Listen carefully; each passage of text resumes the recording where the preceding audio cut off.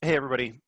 So this elective is about responding to criticisms of topicality, and I'm going to try and get through some of my major suggestions in, let's say, 40 minutes or so. You can definitely interrupt me with questions in the chat if you have them, and I'll try and pay attention to those as I go. If it's something that I feel like I'm going to address a little bit later in the elective, I'll just go ahead and mention that. And then I'll also leave a period for Q&A at the end, because I know that this is an area where people kind of have I think, a fairly high variety of expectations and set of arguments that they want to talk about. Um, so let me start by saying that my kind of primary perspective on responding to criticisms of topicality, I'll address some of the specific criticisms that I think are, made in a variety of debates, but the first and foremost suggestion that I would make, and just kind of the lever that I think that topicality uses in response to most criticisms, is to focus the impact explanation. And for me, that means making your impact arguments revolve primarily around fairness and other competitive related concerns that are tied to debate. So in my opinion, topicality is really designed, it's a procedural argument. It is designed to, secure certain procedures for assigning roles and responsibilities, kind of competitive obligations in a debate. And so that should be the primary focus for explaining the impact of topicality.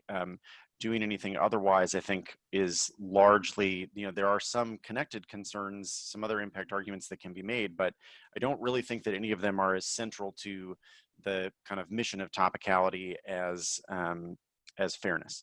So that's my perspective. I'll make a couple other caveats here. Okay, first, increasingly in the coaching that I've done, one of the things that is kind of the part of the reason that we're having this conversation about criticisms of topicality is that, there is no longer, I think, a kind of core agreed upon norm for all things related to how we argue topicality. So I'm giving you my perspective and kind of explaining why and how I think that this particular set of arguments is persuasive. I know of, have taught with, and kind of I can understand that there are a variety of people who really disagree with this particular perspective.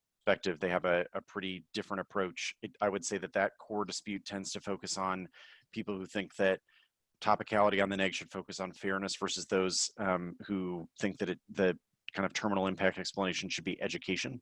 And so, there is kind of, not only are there multiple schools of thought, there's at least one kind of other, I think, kind of core approach to this area that, arguing my perspective in front of that set of judges, I would say the success rate can be low. A big part of learning to kind of address criticisms of topicality is to also figure out and adapt to the judge pool that you're debating in. So that's a major caveat that you should take note of no matter what. Other caveat, there's a little bit of a kind of catch-22 here, where I really think that this procedural fairness emphasis in topicality is about kind of what it means to be prepared to show up and debate at a tournament. That's kind of the things that's what we'll be talking about in terms of the research burden for both sides. But most of you have never participated in a debate tournament in which most affirmatives actually felt constrained by the norms of topicality. So like trying to describe and that fits with another piece here, which is that one of the other practices that I would advise against is way too many people read kind of cards from debate coaches, okay? Or just kind of, it can get a little too meta in a way, and it can really get away from you as somebody explaining your argument if what you're really doing is reading, the opinions of debate coaches and kind of putting them together and expecting those cards to kind of decide the debate for you. And I think that that's a real mistake. But at the same time, you're sort of, your access point for understanding what a tournament looks like when, affirmatives are generally topical is limited. And so in some ways, it's like it's mediated by that same set of kind of older coaches and judges who have something that's a little bit more like that experience. So, you know, it's a difficult world to deal with in terms of persuasion, but that's the world that we're operating in. And so I just kind of wanted to make it clear that I understand that, and that even though, you know, this explanation that's fairness focused is, I would say, you know, it's not it is a little bit older perspective in its own way. But at the same time, like, I don't know. I don't know any other way around it other than to explain why I think that this is compelling. So, I wanted to start off this discussion of fairness with an acknowledgement that kind of both one of the major points of criticism and then just a terminology that people need to understand. You know, fairness is oftentimes understood as being either related to procedure, so procedural fairness, okay, or substantive fairness. The debate oftentimes refers to substantive fairness as structural fairness. For our purposes, those two terms they mean the same thing here, okay? So procedural fairness is designed to provide equal opportunity in terms of the procedures applied to a given situation, okay? Equal opportunity in terms of the opportunities provided by a particular situation. So, you know, the idea is that the procedures that we are using are equal for all of those who are participating in them. They are fair. That fairness here is, and it's a particular type of equality. It's the equality of opportunity, not the equality of outcome. Substantive fairness is typically associated with the reverse of each of those key terms. So it is associated with fairness assessed in terms of outcomes. So are the outcomes relatively equal, right? Or are they fair? And that's why, you know, the outcome there is referred to as the substance, right? It's like the effect, not the application of the procedure, but the effect of the procedure, okay? And let me start by saying, it's like, first of all, this terminology comes from, in part, a liberal political tradition, right? Where you know, that kind of rhetoric of equality of opportunity definitely comes out of liberalism, and the idea that, you know, you'd have careers open to talent, and it's connected to ideas of meritocracy, et cetera. And the needle that I want to thread here that's a little tricky is, you know, I am not particularly committed to that set of ideas in terms of the design of our society. Like, I wouldn't use the language of equality of opportunity to describe kind of how I think about fairness in a social context. I don't really, you know,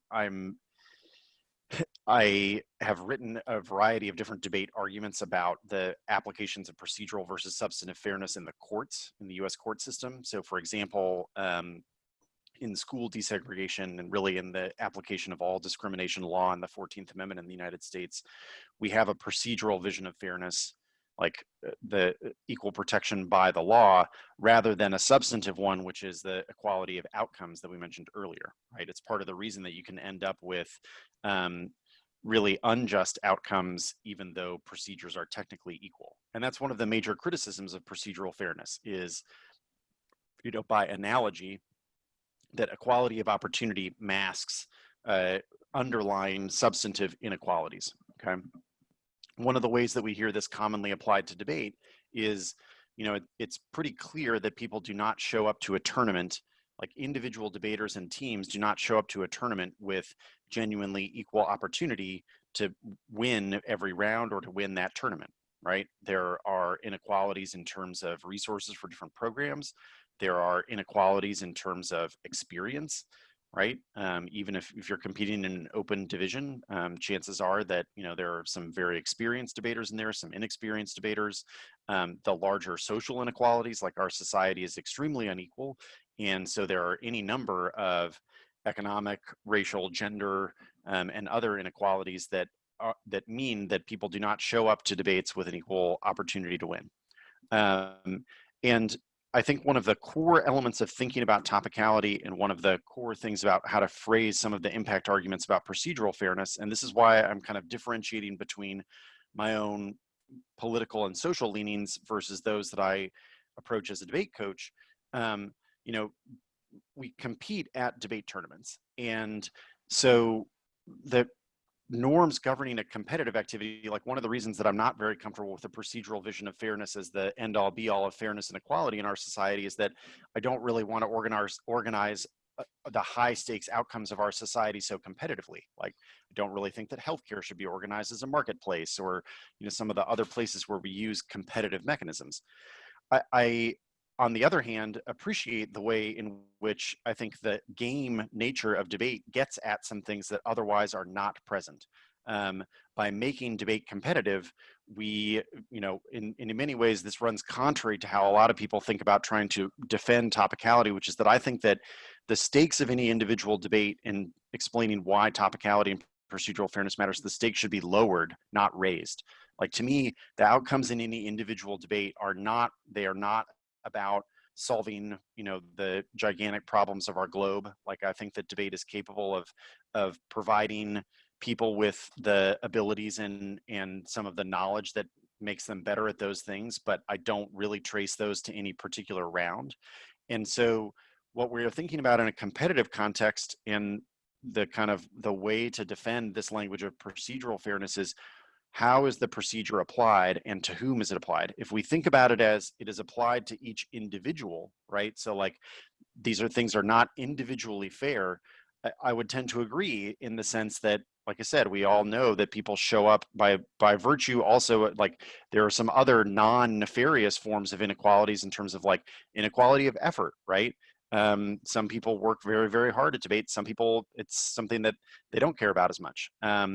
And the way that procedures are really applied by topicality, they are to the roles of affirmative and negative, not to the individual debaters or the team.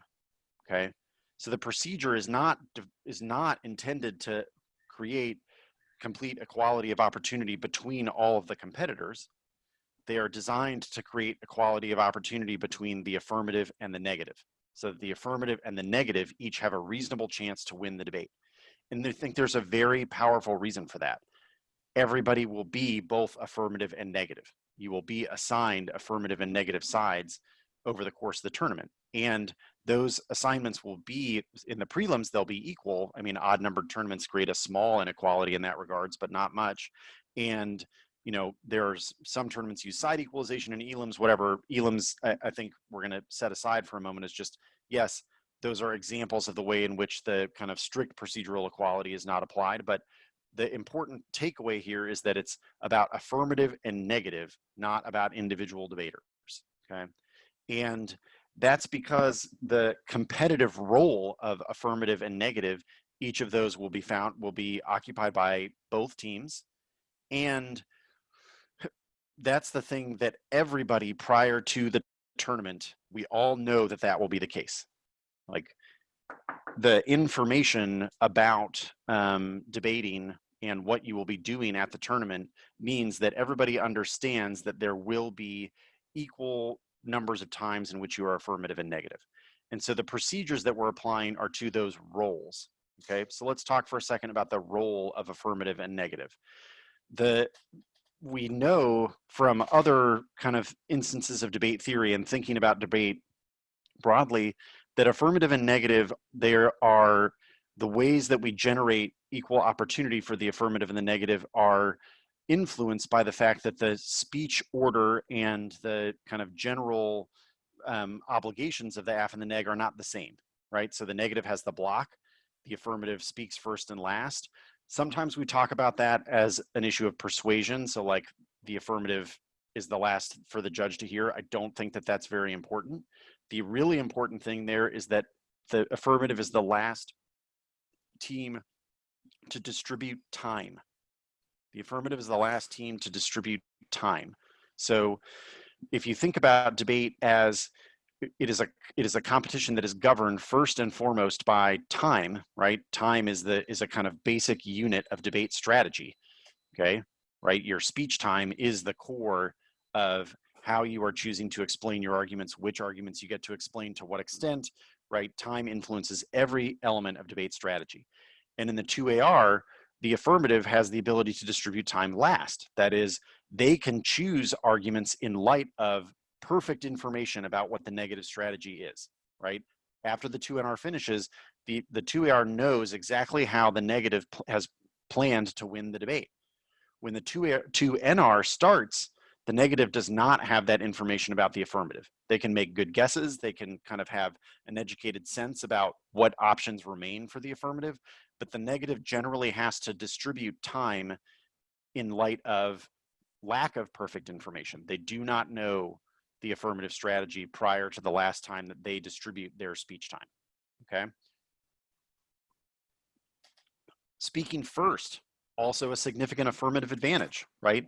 You choose the ground for the debate, particularly in an era of plan focused debate, so policy making as a paradigm, okay, as opposed to either stock issues, whole res hypothesis testing. These are debate paradigms you don't need to know that much about. I think they're interesting and they could be a historical discussion. Maybe somebody will have a question about them later, but you know, policy making debate, the plan narrows what the affirmative is responsible for, right? If you think of the resolution as topicality defines a circle of available affirmative ground, right?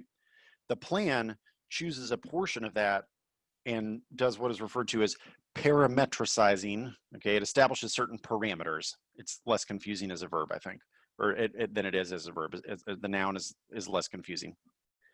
Great delivery. It establishes the parameters for affirmative debate, okay?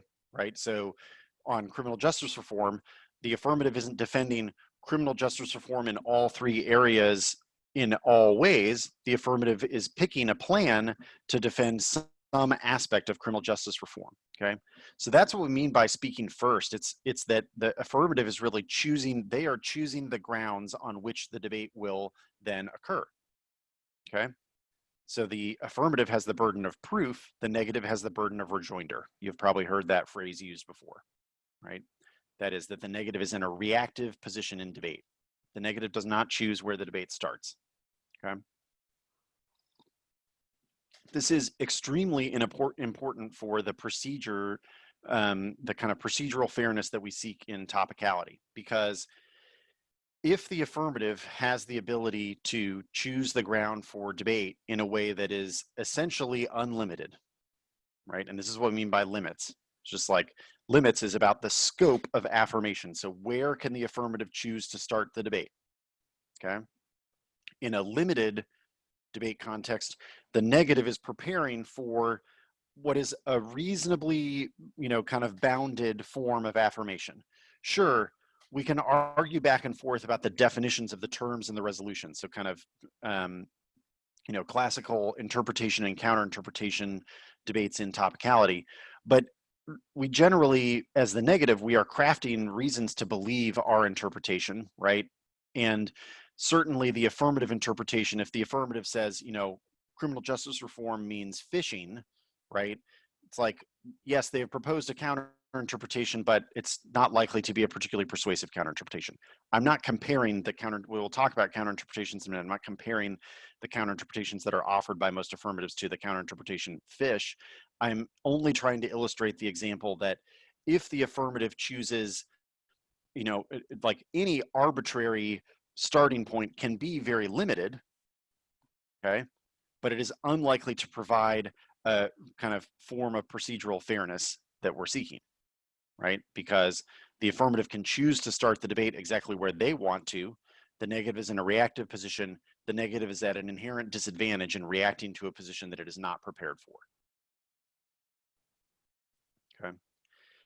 And here's the other kind of like, if I were to give you a tagline or a twist for thinking about how to explain what the negative is doing here and why the role of the negative stuff is important for explaining this fairness impact, many people choose to explain the impact as though the negative will have nothing to say, okay? So the affirmative will choose to start the debate on an uncontroversial ground and the negative won't have anything to say. The affirmative will be too good, okay? I've heard this impact argument explained many, many times in many T debates. Here's the thing, okay? Basically no affirmative does that, or at least not no affirmative, but very few affirmatives do that. Very few affirmatives start the debate on a ground that is entirely uncontroversial, particularly those that are designed to criticize some of the core assumptions found in our interpretation of the topic, okay? So for example, if an affirmative begins with a criticism of what criminal justice reform means, or the possible, like all possible criminal justice reform is bad because it's a criticism of reformism, okay, the AF has not started out in a spot that is uncontroversial. The AF has not started out in a spot where the negative has nothing to say, okay? So pretending like it's like, well, the real problem that we're going to be faced with as the negative is that the affirmative will try and find all of these ways to debate something that there's nothing to say about, for one, is disingenuous. Like it doesn't really happen, okay? Two, is much closer to the kind of like the people who don't like tea. There is this deep strain in debate thinking that goes back way past any of the kind of criticisms of topicality. There are a set of people who don't like tea in part because it's perceived as kind of like it's whining. It's not, you know, like you had this chance to engage in a substantive debate, and you know you're sitting here complaining about the exact conditions for debating. Okay, and I think that this, like, in a way, I really think that the negative making too many of their arguments be about, well, we will have nothing to say, it really adds to that perception, okay? Instead, the research burden argument, the reason that it is unfair to prepare for an unlimited topic on the part of the negative is research is the coin of the realm. Like, we need evidence, we need research, okay? It is very difficult to win debates without evidence and research. It is certainly much more difficult to win them without evidence and research than it is to win with evidence and research, right? So that's what matters here, is the relative advantage and disadvantage of the two roles of affirmative and negative, okay? And then if you think about it from the perspective of what are we doing arriving at a tournament where we know we will be both affirmative and negative, if arriving to the tournament as the negative means we have no idea about the scope of preparation in which we should engage, okay, suddenly that's why that is dramatically unfair to that role. The negative side is at an extreme disadvantage when they are reactive and they're reacting to all possible arguments. It's not that there's nothing to say because these arguments are non-controversial. It's that there's so much to say that the negative is going to have a really difficult time researching all of them. And that kind of core difference, I think, is something that's really important to get across. Is like, part of this too is another kind of perception to dispel. And I think, you know, either dispel, you know, some of this is to try and dispel this in reality. Like, I've been doing a lot of kind of critical case negatives as a coach for, you know, like really almost, I'd say 15 years now, 15 years plus. That's been a real focal point of my research. And I can tell you that that set of files is very difficult to do well. It's a lot of research. It's a lot of work. Experientially, okay, back when I started doing that style of work as a coach, I did some of it as a debater as well. But, you know, kind of work back in time to like 2004, okay? And showing up to a tournament, there were probably 3 or 4 really competitive college teams that were reading AFs that were designed as criticisms of topicality, okay, at an entire tournament. I could watch huge portions of their debates, scout, prepare. Like, it was not, the scope of that preparation was, you know, like having a coach assigned to do mostly that in addition to some other critical work. Like, that's a luxury in and of itself. But, you know, like the kind of trying to keep up with that set of arguments was, it was not totally insurmountable, okay? Now, when at a variety of tournaments we show up and the affirmative, you know, somewhere between 30 to, you know, 50% of affirmative teams are criticizing the way in which the topic confines affirmation, like it is extremely difficult to find research that applies across all of those different affirmative opportunities. The research burden for the negative is extremely high, okay? And that, like, explaining some of that situation and just trying to explain to your judge that the real impact here is that on the negative side, it is extremely difficult to win, and why it is important as the negative side has a chance to win, because we will be both affirmative and negative. A good, like, focused explanation of that argument I see as the key to responding to all other possible kind of criticisms of topicality, because it's the core of what topicality is designed to provide. A couple other little examples here, and then honestly, I'm going to move into Q&A in part, because I kind of want to hear what are the portions of this that are either giving you trouble or responding to, but I have a few other suggestions kind of in this vein, okay? One, I would not try to focus my impact explanation around topical version of the affirmative, okay? In the sense of, like, I now hear people referring to the topical version of the affirmative as this is it's like a counter plan that solves the case, or our impact turns the case, okay? Here's the thing, I don't know if you all understand the degree to which writing a case turn oriented strategy usually requires having more in-depth evidence than your opponent. Like, reading a case turn, I mean, even an impact turn, although that might be sort of an exception here, is just like case turn strategies, if you're really, you know, getting into researching them, they're a pretty arduous research task. Like, it should take a lot.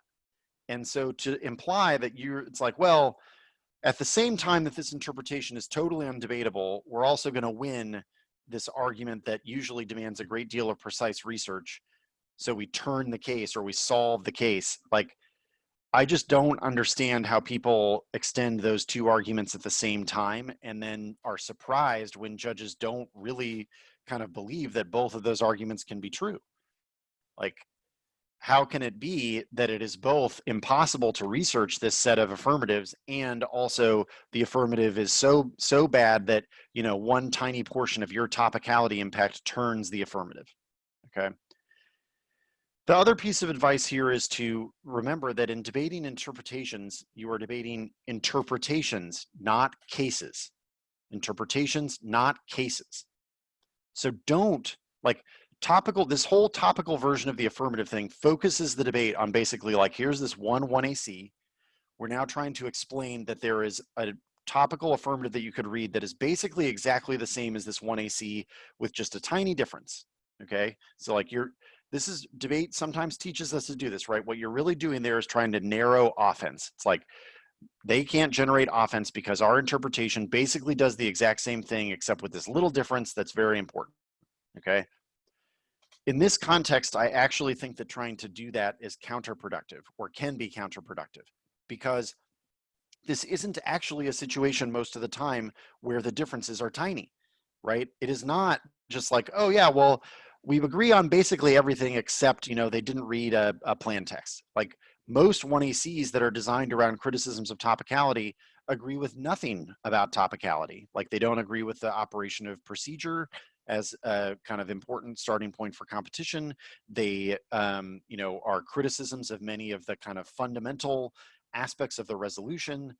Like, it's hard to paint with too broad a brush here, because there are a lot of different ways of doing this, which is sort of the point that I was trying to make. And so rather than discuss this as like, oh, this is an area where we're narrowing our offense by just saying that our interpretation and their interpretation are almost identical, just with this minor little plan thing, okay? You really want to be focusing the way on which the interpretations are entirely different in the way in which they assign obligations to the affirmative and the negative. They're vastly different, okay?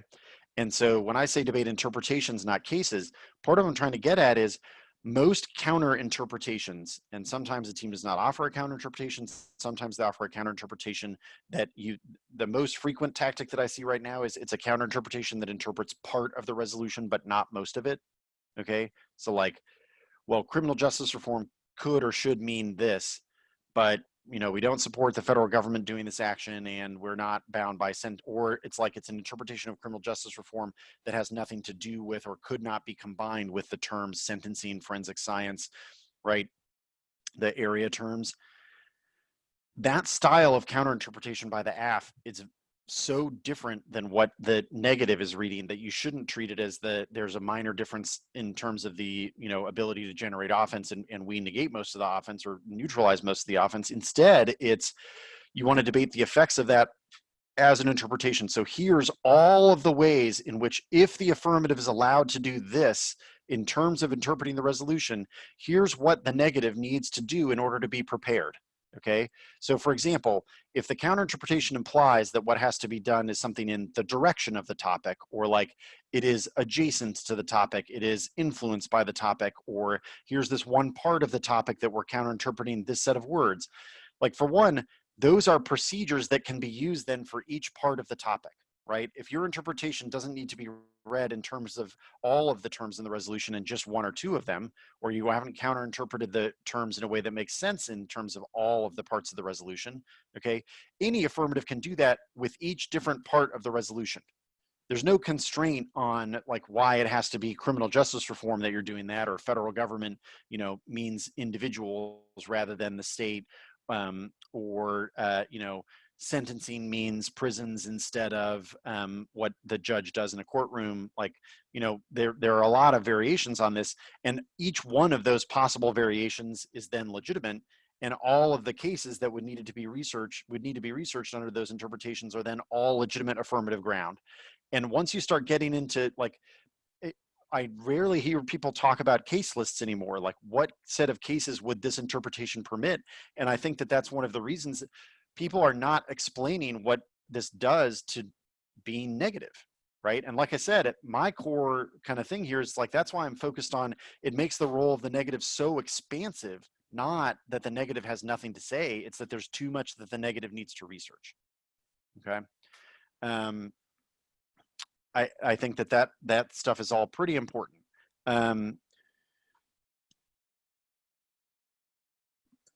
Last kind of few things, we'll talk a little bit about counterinterpretations, talk a little bit about education, okay?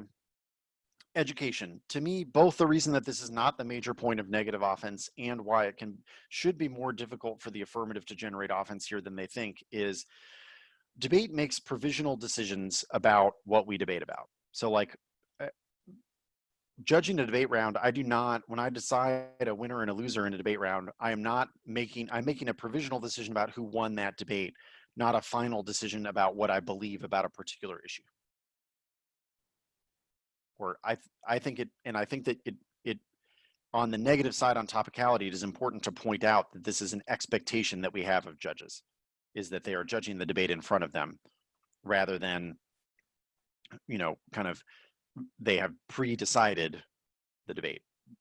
Another aspect of kind of debate competition being important, we expect equal opportunity to win, in the sense that we want judges to not have already decided a debate in advance, because that it's deeply unfair. As a competitor, if we know that we've lost in advance, like that, I hope kind of violates some sense of what it is that you're trying to do when you compete or when you play a game. And education also is a very difficult thing to explain in zero-sum terms, okay? In my experience, education is primarily additive, there are not trade-offs involved. Like, there are a little bit in terms of time and resources, but for the most part, anything that you learn can help you learn other material, right? So this kind of idea of like, well, either we'll learn to become good people, or we'll learn to become bad people, or we'll learn to become policymakers, or we'll learn to become, people who are part of protest movements. I guess I think that one of the avenues that you want to take against that is just to explain why that's not a very, to me at least, compelling vision of what education is and what it means. Like, that's where you get into some of the stuff about switch sides, and there are some historical examples and kind of personal examples of the way in which, for most people, learning to think deeply about an issue and understand opposing arguments, okay, is a way that helps them develop their own thinking, not that just brainwashes them into some, alternative, totally unethical, completely nonsense style position.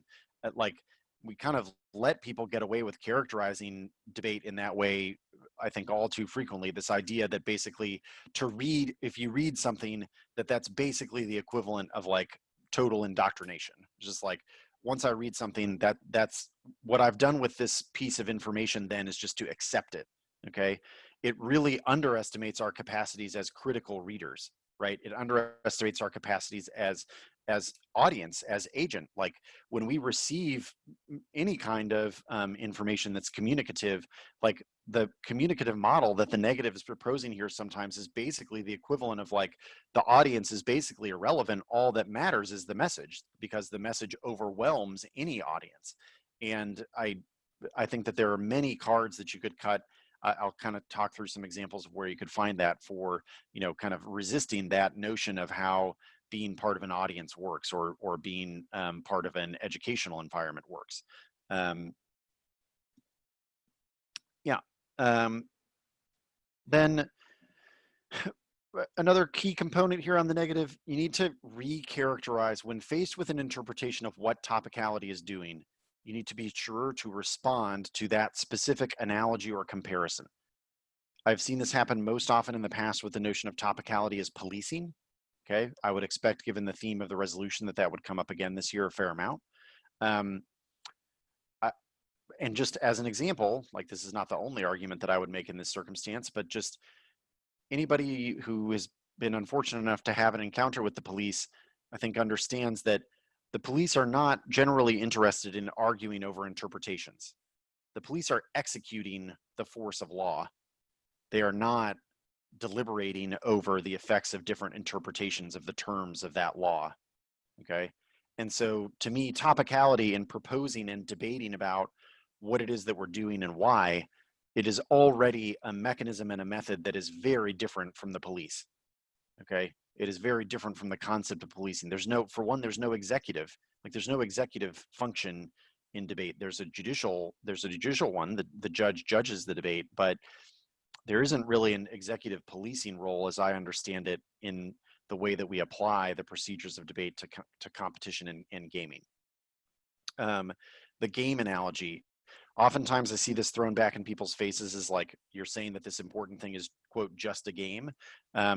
I really think that what we mean there is that everybody accepts that it is at least partly a game, and that to make it not a game would change it so dramatically that it would be something entirely different, right? Everybody knows that they're showing up to a tournament. Everybody knows that they are competing. There will be wins and losses. We have elimination rounds. People win and lose in the elimination rounds. Like, it is disingenuous to participate in debate and not expect it to display features of competition. And so, to me, that's kind of the other core part of using this procedural fairness argument, is that the affirmative can interpret their way with, using a lot of analogies, a lot of different tactics, but it is extremely difficult for the affirmative to ever argue anything like competing is bad, okay, or competition is the problem. If you showed up to a tournament and you said competition is the problem, like, I think that there are some serious problems with your strategy, that just, we're going to turn the competitive environment into a non-competitive one by means of competition. Really, this is what we mean when we say performative contradiction, okay? That there is a contradiction between the ground or the locus of the proposal and what is being proposed. They cannot be reconciled. It cannot be reconciled as a competitor to say that competition is bad. And that's kind of that's the firmest ground that you can stand on by explaining the importance of procedure and fairness in a gaming environment, is to point out that even if it's not reducible to only the features of a game, if you took away those features of it being a game, it would not be what it is. And more importantly, everybody has come to the debate understanding that. Like, there's no way to show up at a tournament not understanding competition. That just doesn't really happen. So, those are my kind of big picture thoughts. I would be happy to do Q&A. I know there are plenty of kind of specific arguments or things that I haven't addressed here, so I'm sure there are some questions that would be helpful for people either applying this or sort of thinking about it more broadly, how it fits in with a larger pattern of some common arguments that you hear. I'm happy to hear from people now. They could be either in the chat or, just talking.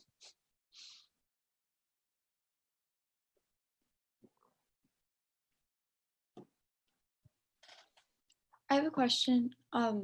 So a lot of teams, because like when you stand up and you read framework against a KF, a lot of teams are like using the state's bad, and they use their AF as offense against framework. How do you suppose justifying using the state in a debate space is good? Because I feel like one of the arguments I try to make is like we should debate about the bad things that the state does and like figure that out. How do you think I should word that or phrase that to be more compelling?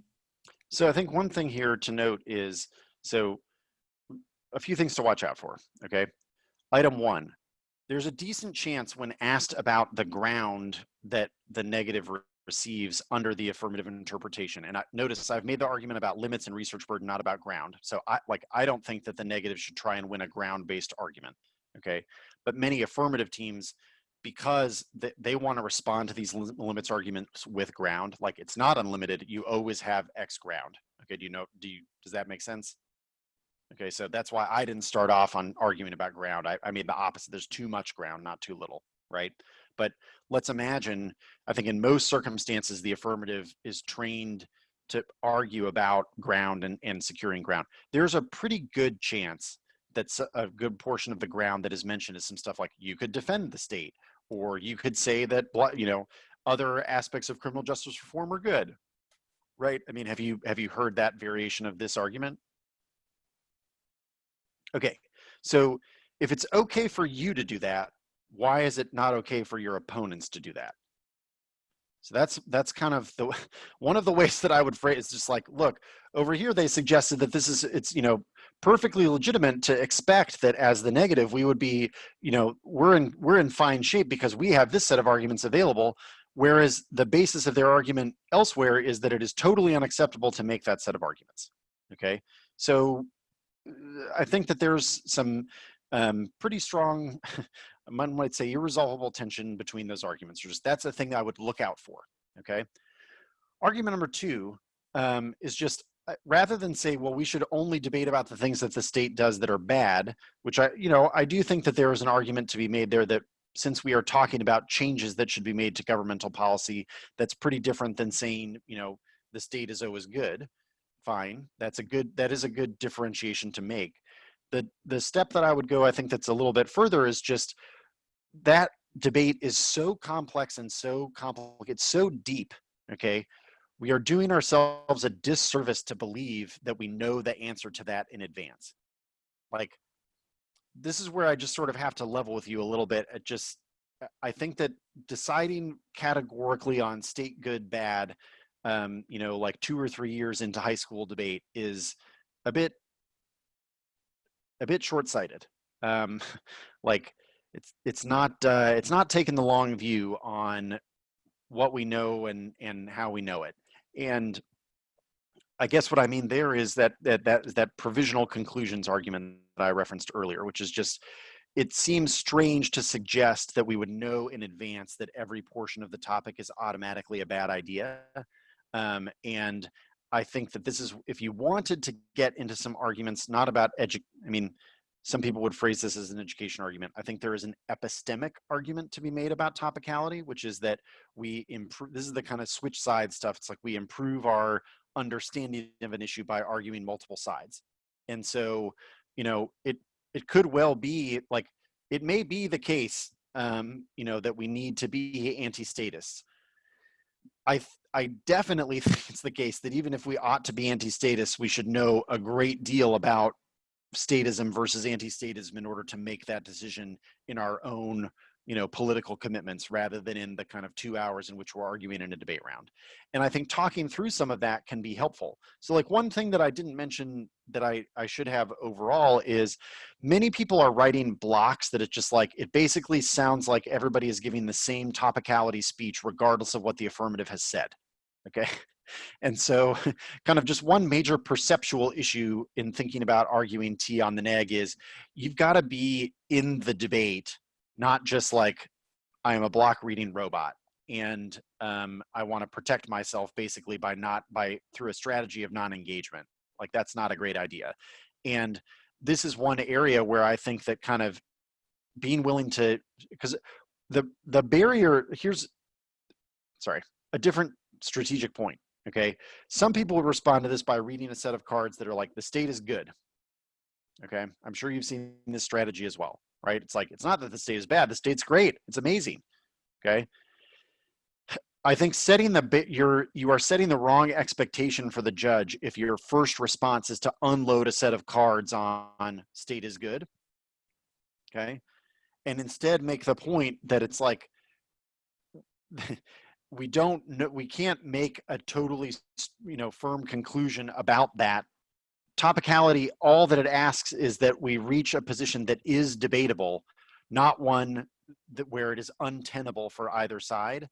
And I'm sorry, it cannot be the case that it is untenable to argue about statism versus anti-statism. So rather than trying to prove, we've set the bar at, well, if we win that the state is good, then that means that debating the topic is okay. I would set it at, there is a huge debate to be had, and the way to make this argument even better is if you are talking about in response to a particular political tradition, position, or kind of argument that the affirmative is making, and you can use some examples about the ways in which different factions or members of that tradition have had very different interpretations of the role of the state, that would be a good thing to do. Because then it's like, yeah, our interpretation gets us to do research on this set of material over which there is substantial disagreement. It's just, if that substantial disagreement is chosen in such a way where the grounds for disagreement, the affirmative starts the grounds and is unlimited, that's, it's like, it's always coming back to that core impact, right? It's like that it's very different to distribute ground where the person starting the team starting the debate can do so in a fashion that's totally unlimited. Does that make sense? How it's like I've kind of circled, it's like made a couple responses, but have circled back to that kind of core impact as a way of explaining why it outweighs, right? It's like, it could be the case that yes, that would put you in the position of arguing something that is wrong or arguing something that you don't believe, but you can't, how certain are you that it is wrong? How certain are you about having that belief versus the effect that this has on the negative, to say that they have to be prepared to respond to all possible objections to all possible actors or interpretations of the resolution or things that are connected to the resolution, right?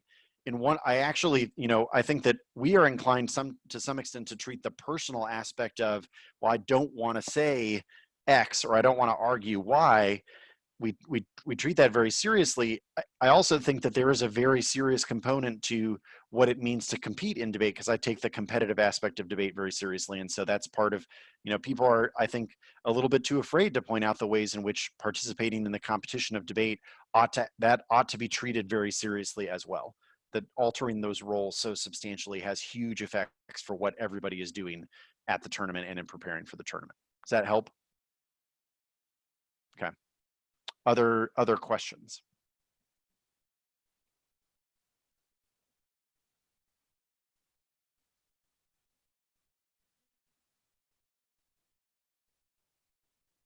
Nope, Charlotte, I think you're muted.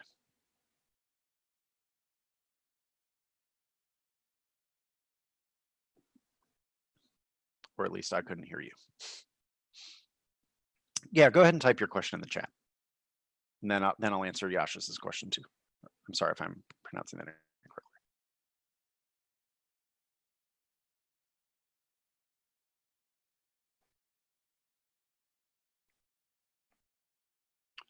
Dogma as an impact. So part of what I have explained there is a way of saying that it's like the defense of switch sides debating is related to this notion of like being anti-dogmatic. The reason that I haven't used that phrasing is that I think that there are some pretty strong criticisms of the notion of belief as dogma. Okay, basically there's a set of cards that I wouldn't want to debate by referencing this kind of concept of dogma. It's also connected to some of the criticisms of liberalism, in that liberalism is a, kind of traditionally tied to secular interpretations of the world, and those secular interpretations of the world are extremely skeptical of religious belief. That's where you get whatever. Just know that there's a set of arguments out there about the kind of phrasing of dogma, that it just, why take on the baggage of that style of reference when you can make some arguments that I think have some similar strategic effects without using that language. And the reason that I wouldn't use that as kind of, there's a difference between making that as a defensive argument, as in just like, we can't know what we don't know, right? Or like there's more to know on this topic, more to know on this subject. In-depth research can improve our perspective. It can, the epistemic argument, which, like I said, it's related to this phrasing of dogma. I'm just avoiding that specific phrasing. The reason that the epistemic argument isn't the argument that I would go for as offense, okay, is I think that the affirmative argument, that the affirmative tests the boundaries of what is possible in affirmation. You're opening up a little bit too much into that, like, is topicality dogmatic about itself, is the way of, right? Like, are we too committed to the idea of limitation itself? So if that's your offensive argument, I think it's too easy to answer that offense.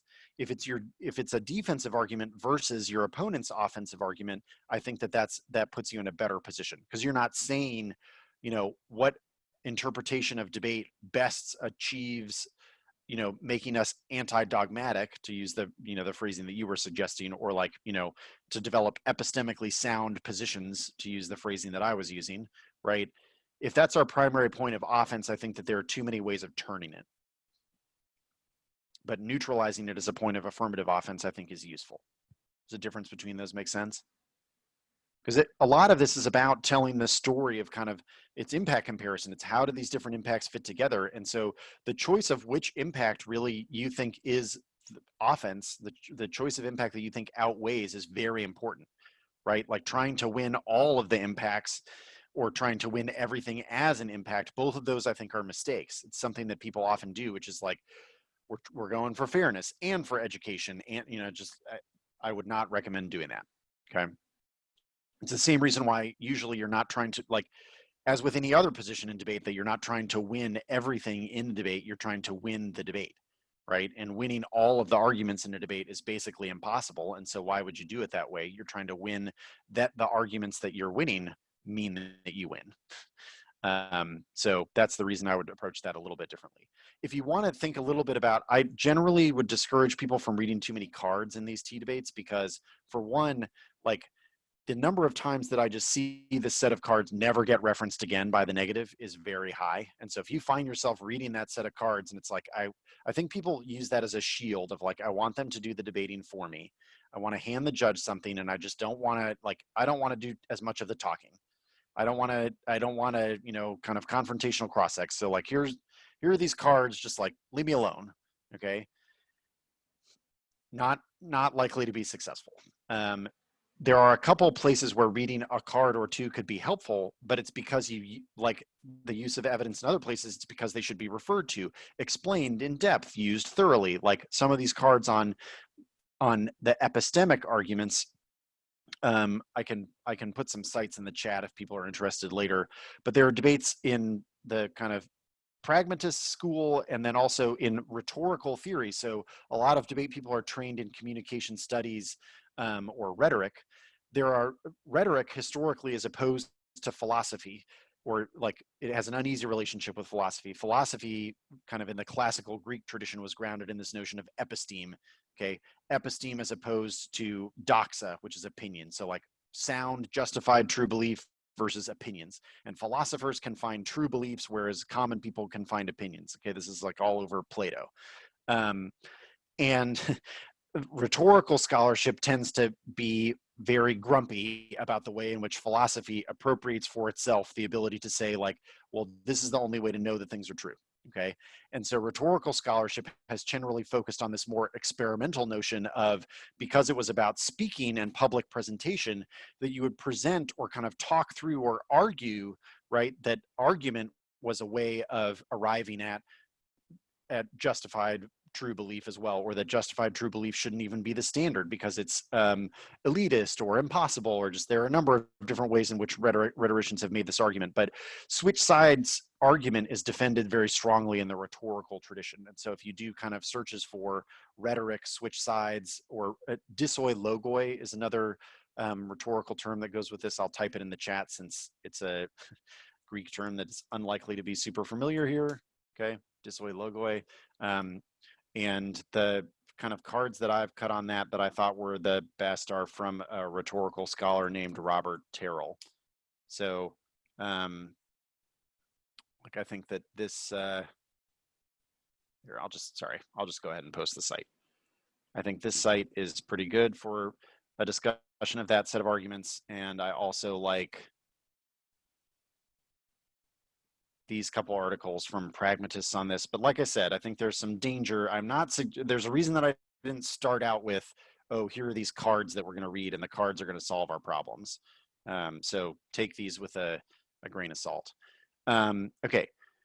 Yashis asked, some people make arguments regarding autopoiesis. Debate is a system that regulates itself, so there is no need for topicality. How would the negative go about answering this? So one, there are very strong criticisms of autopoiesis as a notion of self-regulation. So in most circumstances, arguments that people are currently reading as impacts to topicality, I would read as off-case positions in an attempt to, like, the toughest thing about reading off-case criticisms of critical affirmatives oftentimes is link debating. So for one, discussing the research burden argument that we did earlier, it's often difficult to have thoroughly prepared a set of link arguments or a position that is responding to something that's very new that the affirmative can say at any time. So there's that, okay? That's a strategic difficulty. But if you kind of understand where a team is coming from in their terminology, it's easier to put them in the position of the things that they say on their critique of topicality are the link to the position that you've read in another off-case part of the debate. Right, so that's kind of a strategic suggestion that I might make to accompany topicality. So I would read a criticism of autopoiesis as a kind of a concept of life. That many of the criticisms of various post-humanists are also criticisms of autopoiesis, because autopoiesis was an attempt to reach a definition. In the biology context, autopoiesis is an attempt to reach a definition of life that basically, for one, kind of lets in viruses, or like is a definition of life that accords with kind of more recent findings in biology from Machirama and Varela. That has been taken in a variety of ways. Like, it shows up in Winter, and Winter is very interested in science, so like it shows up in a variety of places now. But there are pretty strong criticisms of that kind of concept of autopoiesis. Then also, like, I don't really understand why self-regulation, for one, this to me, the way that it's being explained here, I would read some link arguments about the invisible hand, right? The idea that just communities regulate themselves or life regulates itself. Like, I might make that as the part of link argument to a neoliberalism K that you're reading. If they're just like, things regulate themselves, we never need active intervention on the part of different actors to decide where we're going, because we just always get to exactly where we want to go, right? That fits very oddly with the idea of, as is often made, I suspect, in these debates at the same time, a criticism of liberal teleology that things are always getting better. So, like, that's kind of strange. You could do some debating about that. And then the last thing is, it's like, the people who are defining autopoiesis, where it's like there are regulatory systems, self-regulation, well, you're debating, aren't you part of the regulatory mechanism then? Like, isn't that a form of self-regulation, because you're also participating in debate, and topicality is a regulatory mechanism? That's kind of what I meant by pushing back against some of the analogies, right? It's just like, rather than accept this idea, like, debate as autopoietic system is not some just like, oh yeah, okay, well, I mean, since that's of course the case, like, we all know exactly what follows from that, right? It's like, don't let your opponent kind of claim the territory of, we've made this analogy, everything is explained through the analogy, and no one ever disputed whether or not the analogy either supported that interpretation or made that much sense to begin with. So that's kind of the general tool that I was talking about earlier. Does that help with the case of autopoiesis for you? Okay. Let's maybe time for one more question, and then we can wrap up. Anybody have a final area they've been looking to hear more about? Could be in the chat or out loud.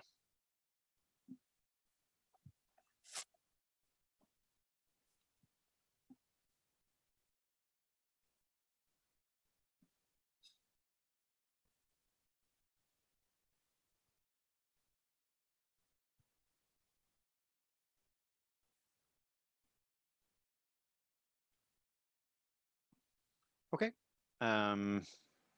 I think we'll go ahead and wrap up then, unless someone is furiously typing. Kind of raise your hand to let me know that you're going to add a question, and if not, thanks you all. Those are some good questions, and hopefully helpful in your. Oh, Jordana raised your hand. Can you ask your question? I can't see you.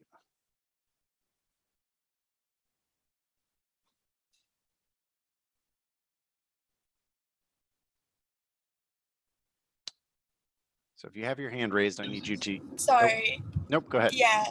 I'm just wondering, because, like, how you should be able, like, how procedural fairness should come before structural fairness, especially in, like, debates where it seems like, I guess, for example, like, Capel staff this past year, when they're, like, structural, like, their currently debate is, like, racially biased, how should you be able to argue that procedural fairness?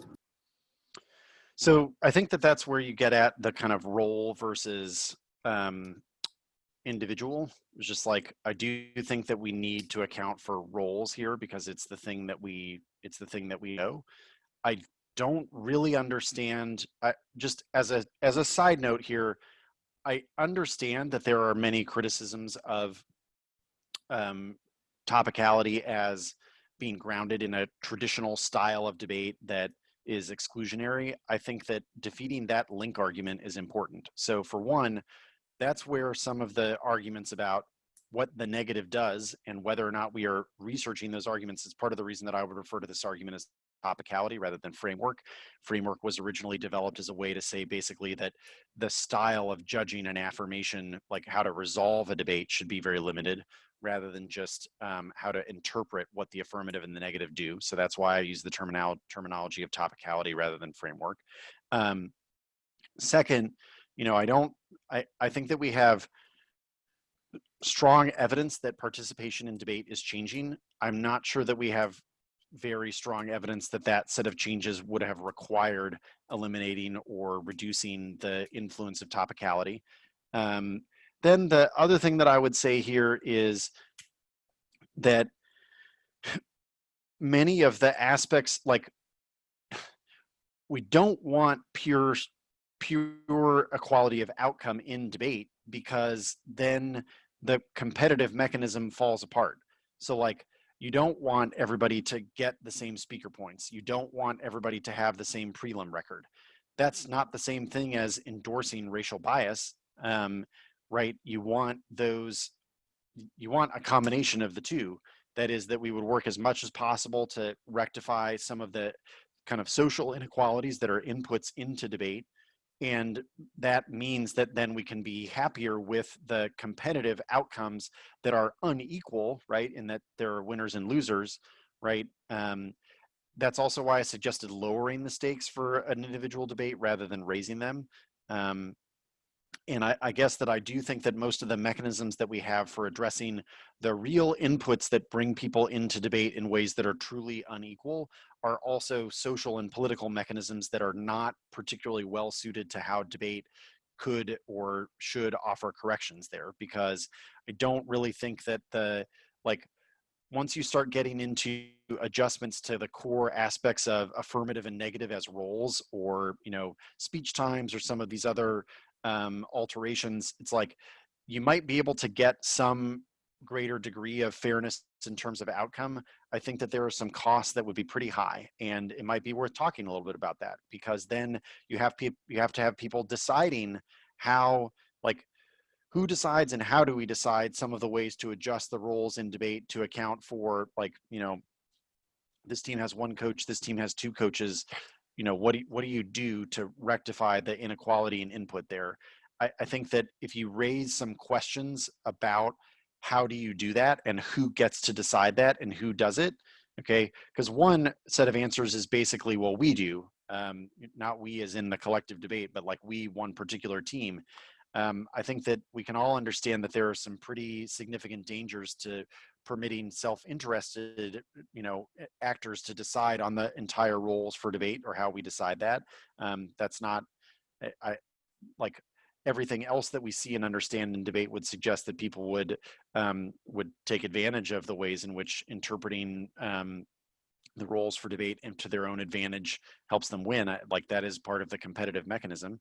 And so I guess what I hear a lot in these debates is a set of arguments about substantive or structural fairness, but no questions from either team, no questions or responses from either team on, okay, if that's the outcome that you want, what are the tools that you're proposing to get there, and how will those be implemented, and who has control over those tools? Because I don't think that the mechanism of just, well, we as an individual team decide, sort of how to alter what we think is fair or what we think gives us a fair opportunity. I don't think that's a very good answer, and I think that you could have a pretty solid debate about why that's not a great world to end up in. Is that a satisfying response to you, or does that kind of get you in the area that you were thinking of?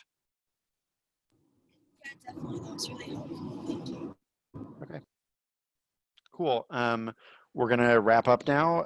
Appreciate the good questions. Like I said, hopefully this is helpful in your debating on T, and enjoy the rest of the day in lab. Thanks very much. Thank you. Thank you. Thank you. Thank you.